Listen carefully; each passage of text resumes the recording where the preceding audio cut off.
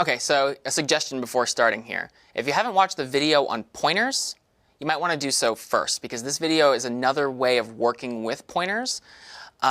So if it's going to talk about some concepts that we cover in the pointers video, and we're just going to gloss over them now, assuming that they're already sort of understood. So that's just your fair warning that if you're seeing this video and you haven't seen the pointers video, it might sort of fly over your head a little bit.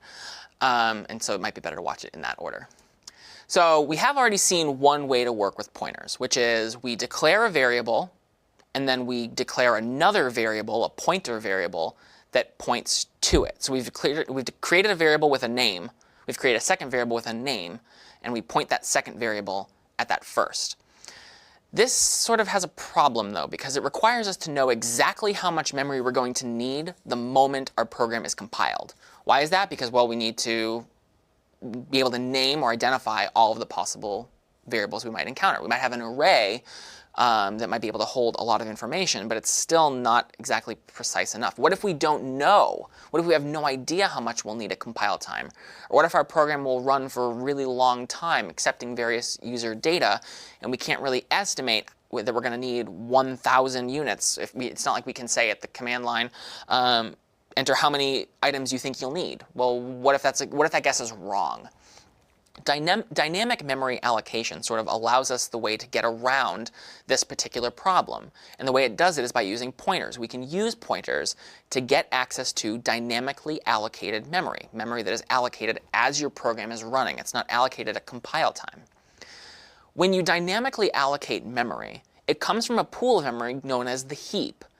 Previously, all the memory we've been working with in the course has been coming from a pool of memory known as the stack. A good way to generally keep in mind, and this rule doesn't always hold true, but pretty much almost always holds true, is that anytime you give a variable a name, it probably lives on the stack. And anytime you don't give a variable a name, which you can do with dynamic memory allocation, it lives on the heap. Now, I'm kind of presenting this as if there's these two pools of memory, but you may have seen this diagram, which is generally a representation of what memory looks like. And we're not going to care about all the stuff at the top and the bottom. What we care about is this part in the middle here, heap and stack. As you can see by looking at this diagram, these actually aren't two separate pools of memory. It's one shared pool of memory where you start in this visual, you start at the bottom and start filling up from the bottom with the stack, and you start at the top and start filling up from the top down with the heap. But it really is the same pool. It's just different spots, different locations in memory that are being allocated. And you can run out of memory by either having the heap go all the way to the bottom, or have the stack go all the way to the top, or having the heap and the stack meet up against each other. All of those could be conditions that cause your program to run out of memory. So keep that in mind when we talk about the heap and the stack. We are really talking about the same general chunk of memory, just different portions of that memory. So how do we get dynamically allocated memory in the first place? How does our program get memory as it's running? Well, C provides a function called malloc, memory allocator, which you make a call to and you pass in how many bytes of memory that you want. So if your program is running and you want an integer at runtime, you might malloc 4 bytes of memory. Malloc parentheses 4. Malloc will go through looking through the heap, because we're dynamically allocating memory, and it will return to you a pointer to that memory. It doesn't give it a name, it gives you a pointer to it. And so that's why, again, I said that it's important to maybe have watched the pointers video before we get too far into this. So malloc's going to give you back a pointer. If malloc can't give you any memory because you've run out, it'll give you back a null pointer. Do you remember what happens if we try and dereference a null pointer? You suffer a seg fault, right? That's probably not good. So every time you make a call to malloc, you always need to check whether or not the pointer it gave you back is null. If it is, you need to end your program, because if you try and dereference the null pointer, you're going to suffer a segmentation fault and your program is going to crash anyway. So how do we statically obtain an integer? Int x. We've probably done that a bunch of times, right? This creates a variable called x that lives on the stack. How do we dynamically obtain an integer? Int star px equals malloc 4. Or more appropriately, we'd say int star px equals malloc size of int, just to throw some fewer magic numbers around our program. This is going to obtain for us 4 bytes of memory from the heap, and the pointer we get back to it is called px. And then, just as we've done previously, we can dereference px to access that memory. How do we get an integer from the user? We can say int x equals getInt. That's pretty straightforward. What if we want to create an array of x floats that live on the stack? Float, stack array, that's the name of our array, square brackets, x. That will create for us an array of x floats that live on the stack. Well, we can create an array of floats that lives on the heap, too. The syntax might look a little more cumbersome, but we can say float star heap array equals malloc x times the size of the float. I need enough room to hold x floating point values. So say I need 100 floats or 1,000 floats. So in that case, it would be 400 bytes for 100 floats, or 4,000 bytes for 1,000 floats, because each float takes up 4 bytes of space. After doing this, I can use the square bracket syntax on heap array just as I would on stack array. I can access its elements individually using heap array 0, heap array 1. But recall, the reason we can do that is because the name of an array in C is really a pointer to that array's first element. So the fact that we're declaring an array of floats on the stack here is actually a bit misleading. We really are, in the second line of code there, also creating a pointer to a chunk of memory that we then do some work with. Here's the big problem with dynamically allocated memory, though, and this is why it's really important to develop some good habits when you're working with it. Unlike statically declared memory, your memory is not automatically returned to the system when your function is done. So if we have main, and main calls a function f, when f finishes whatever it's doing and returns control of the program back to main, all of the memory that f used is given back. It can be used again by some other program or some other function that gets called later on in main. It can use that same memory over again. If you dynamically allocate memory, though, you have to explicitly tell the system that you're done with it. It'll hold on to it for you, which could lead to a problem of you're running out of memory. And in fact, we sometimes refer to this as a memory leak, and sometimes these memory leaks can actually be really devastating for system performance.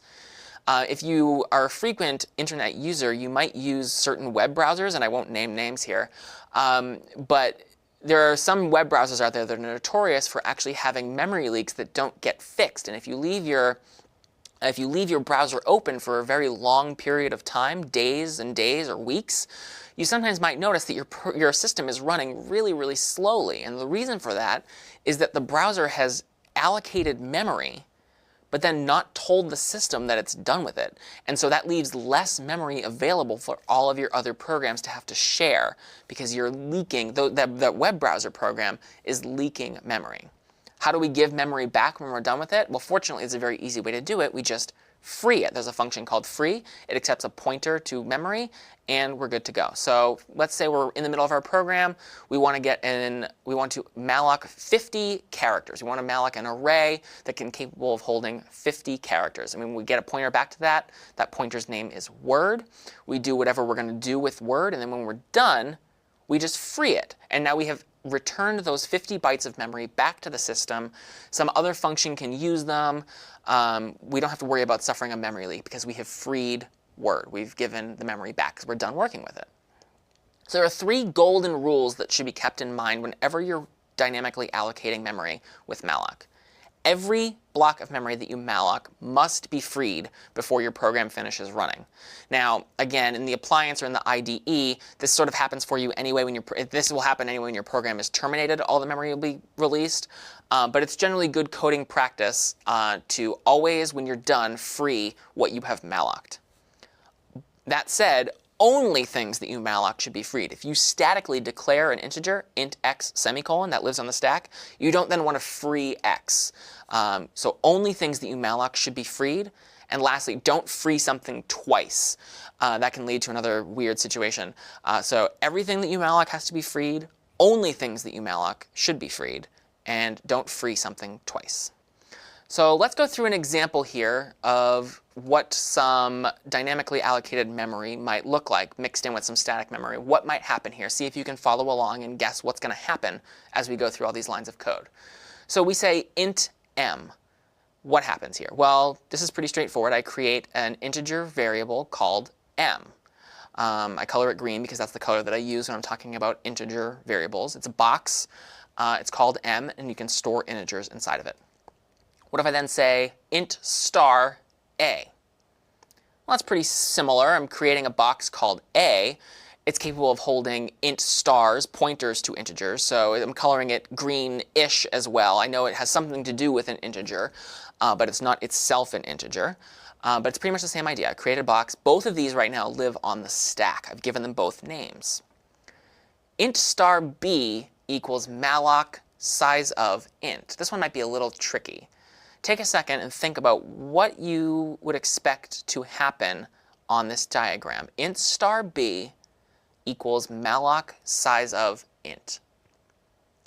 Well, this doesn't just create one box. This actually creates two boxes, and it also establishes a pointer relationship.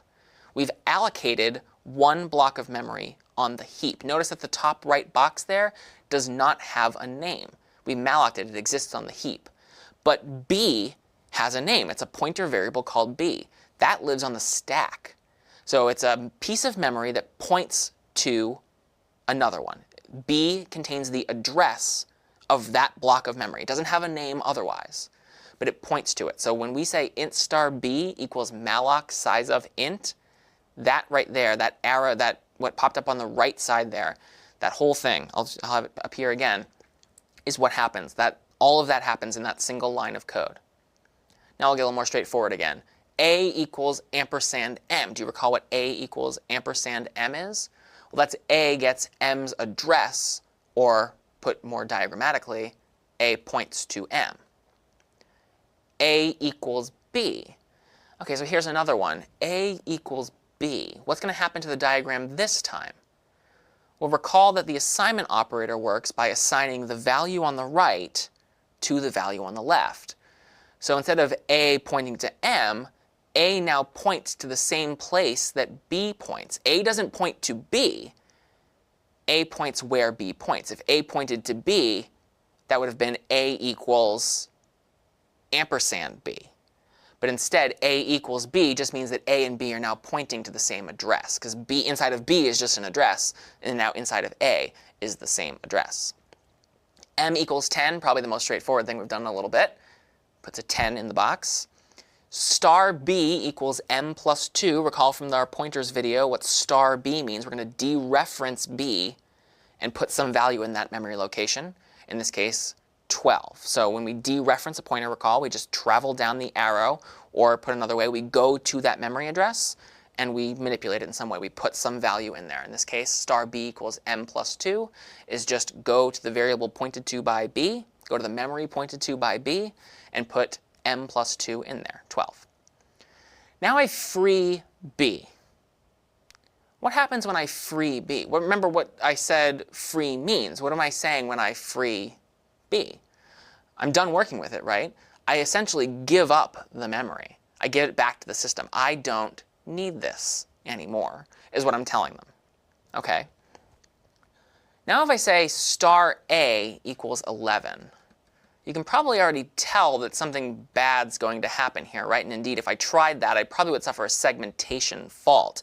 Because now, although previously that chunk of memory was something that I had access to, at this point, now I'm accessing memory that is not legal for me to access. And as we probably recall, when we access memory that we're not supposed to touch, that's the most common cause of a segmentation fault. And so my program would crash if I tried to do this. So again, it's a good idea to get good practice and good habits ingrained when working with malloc and free so that you don't suffer segmentation faults and that you use your dynamically allocated memory responsibly. I'm Doug Lloyd. This is CS50.